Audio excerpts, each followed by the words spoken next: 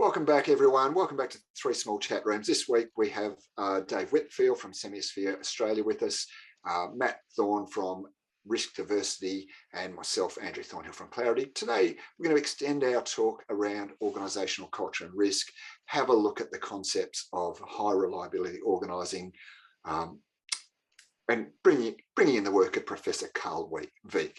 And I might hand over to Dave to start the discussion. I think I get to go first. Yeah.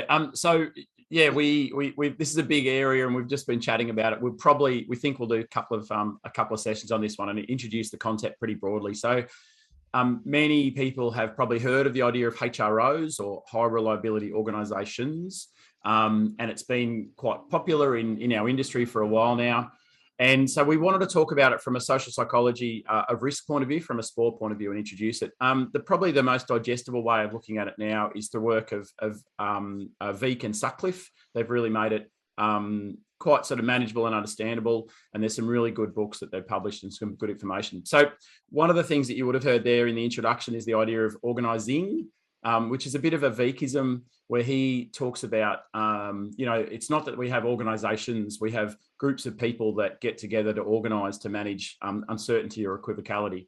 And when we look at HROs, from my point of view, I think it's important that we look at it as it was originally a social psychological paradigm. Like Veek is has a social psych background. And this is one of the things that I think we see, or I see done incorrectly sometimes, where organisations want to be a HRO and they obviously want to tackle it through systemising and process, because that's what everybody wants to do. But I see being a HRO as being they're features of an organisation, and the 5 features that are commonly talked about of, I'll make sure I can read it here: the preoccupation with failure, reluctance to simplify, sensitivity to operations, commitment to resilience, and deference to expertise. Are not things that you can do to an organisation. They're things that exist within the people, within the organising itself. And essentially it's about what Veek talks about, Veek and Sutcliffe talk about, is there's 3 of them are about making organisations better at anticipating potential disaster.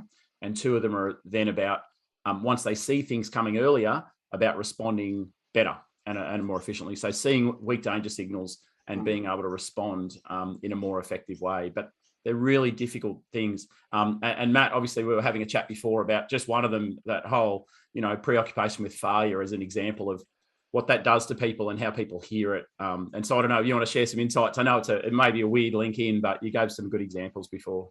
I want to just take it back just a little bit, and let's talk about the difference, because you did introduce it as high reliability organisations. Yes. And then we move to high reliability organising. Now, the difference in those 2 words.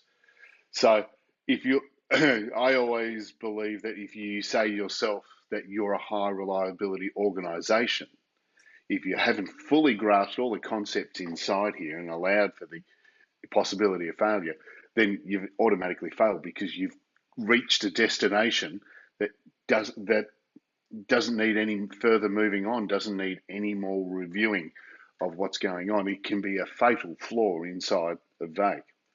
We've got to be really realising that we drift in and out of being high reliability organisations. That there is times, like I can imagine any organisation, large organisation in particular, that if they've got a influx of new employees, if they're scaling up to do a project, then their culture, as we're looking at through Veek's eyes, is going to be diluted straight away, that they don't have that.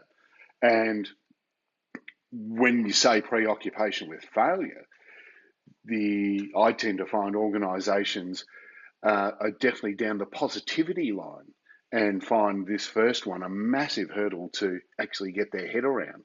There's a lot of successful people will tell you that the path to success is how many times that you fail. Yeah. You need to stuff it up that many times that you've gotten rid of all the variables and found the success pathway for yourself. So the mentality, actually, I think we're heading into positivism inside some of those. If people take the opposite view, they'll drift to everything is awesome. Just look at how organisations want to celebrate success in the form of no incidents, and how it just it pushes us towards hubris and overconfidence. And I think that's definitely that, and that's the challenge of, I think you're right, people hear the HRO qualities and kind of want to be them, versus it's something that exists within the organization, but it looks like a normal organization until something goes wrong. But then you've got to see it going wrong earlier, and it's not the strong danger signal of the incident, it's the precursor, right? The ones that when they investigate a big incident and go, how did we miss this? There were all these warning signals. It's how do we get better at seeing the warning signals and responding? And I think that's really difficult. That's one of the challenges with this. It's very difficult for organizations to go, we think we're doing really well, but you never know what could surprise us. And we've got this structure in place because we've trained everybody, but at the critical time, we have to listen to somebody who's potentially sweeping a floor or, out there on their own. And it sounds easy and you can't systemize it. That's kind of inherently why you can't systemize it, isn't it? In any workplace, there's standard, predictable work activities. We can systemize those, standardize those, and respond to or get those signals around what's unexpected. And you touched on it's difficult to systemize there, and I like the point too. It's almost like in some of our discussion of our organizational culture, it's often seen as something we can do. It's not, but here we're talking about it's something we are rather than what we do. Interesting, given the world and COVID and all the other things that are going with that, we're looking for certainty in our lives. And inside business, the certain's really, really obvious. It's what you're in business for, whether you're making widgets or whatever.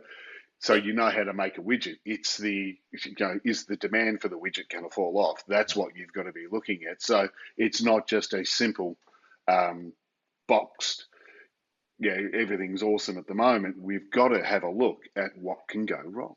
Well, and I ask that sometimes too, as I probe the uncertainty bit and how organizations are willing to tolerate uncertainty, I think influences their ability to embrace the concepts of HROing, right?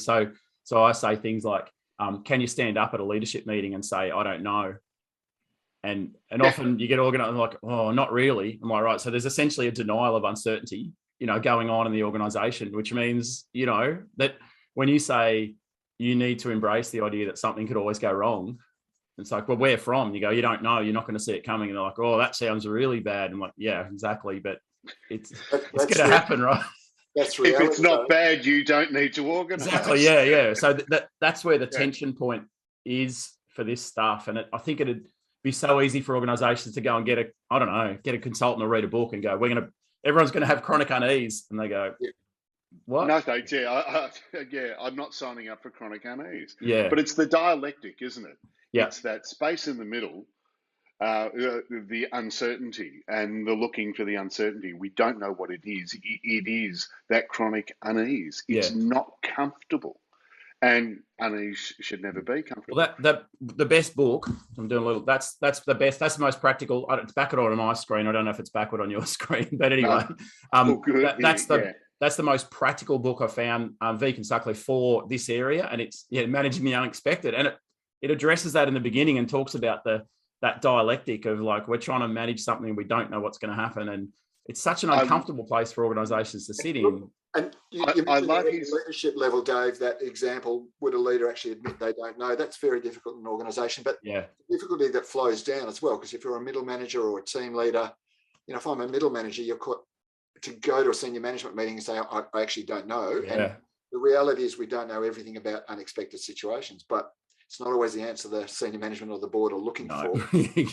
Creates a bit of I can't think of the right word here, but sometimes I guess that temptation, if I don't really know, I want to put something forward to the board, and it can create almost, simplifications of, as you said, we're almost as humans, we look for psychological safety and certainty, but to actually say we don't know is a really important point. And that, again, getting into this is the risk of us. We think we're going to need to do a second session on it, but the second element of that HROing is the reluctance to simplify. I say, let's turn that around. That means you've got a willingness to complicate. Yeah. And they're like, well, that doesn't sound good. I'm like, I know, that's the point, right? So you've got this this potential weak danger signal of, oh, is there something wrong? And then you've got to be willing to go, well, we need to investigate that and maybe add some complexity, and it might be nothing or it might be something. And it's really hard. I totally get it, but gee, it's hard because organizations go, but why, what? And I'm like, I don't know yet. And is that confronting to that? It's confronting to organizational cultures, really, isn't it? And how we operate. So, yeah. And just going back to preoccupation with failure, when we have a look at that from the SPOR, the psychological of risk perspective, is that we're talking a lot about systems when things can go wrong, but we actually haven't met when people fail. Now, this is we're fundamentally fallible. We'll mess up a dozen times a day and still be able to move on. It depends on how big the stuff up is. It could be quite simple, a decimal point in your quote. Yeah. It changes it from, 10 million to 100,000. Oh, well, hang on.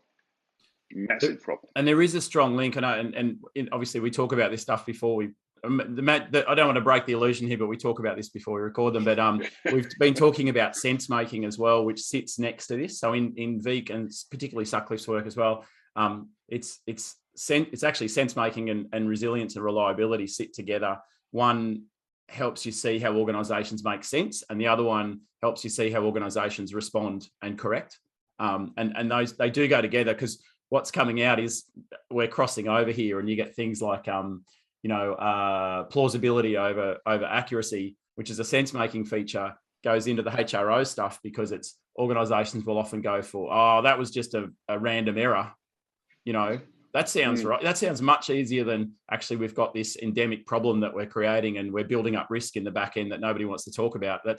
It's much more plausible to go, it was just a little minor thing, than actually we haven't got a clue, whatever. So it is a really complex area here. It's it's fun to play with, but and I've already brought the pandemic up, and let's quickly just segue over to Taleb. And it's a fat-tailed risk. We've put all our organising into the fact that it's very, very unlikely to happen, but we have no plans in place to do it.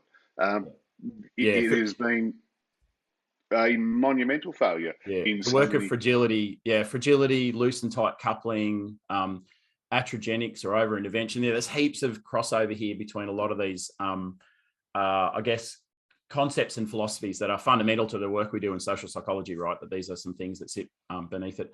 I suspect we've been gibbering on a while, boys. I don't know if we need to. Andrew, how's our timekeeping going? Look, I haven't been keeping it very well, but I'm happy to wrap it up there. I think it's been a good discussion. As Dave said right at the start, there's a complex area. We'll come back to some of this. This is continuing our discussions around organisational culture and risk. I'm very tempted to add more points right now, but I think we'll call it a day. Appreciate people watching. Obviously, reach out to any of us talking here if you've got further questions.